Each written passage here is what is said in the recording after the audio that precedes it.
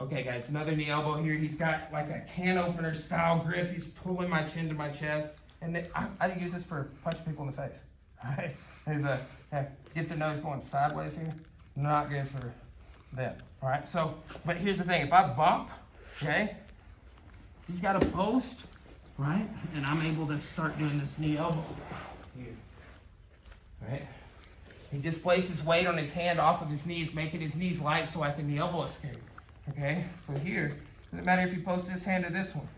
If he doesn't post, and I go this side, he's got the head on, he gets ooped. He gets bridge and rolled, okay? If I want knee elbow, I need my leg in the center, okay? So here, I'm bumping, bumping, bumping. Look at this, boom, okay? If he stays cupped against my thigh, as I'm like trying to move around, I can invert here, like that. I can also shake my knee back and forth, like this, okay? And that, like here, he's cupping a little bit,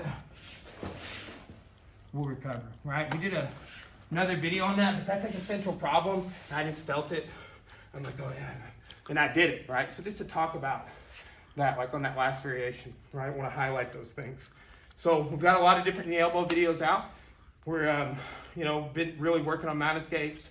Have had some great seminars on the topic that we've either went to or brought in, and have put a lot of ideas and content out related to that. So about to be moving on to some different stuff, but check out our mount escapes playlist. We appreciate everybody watching.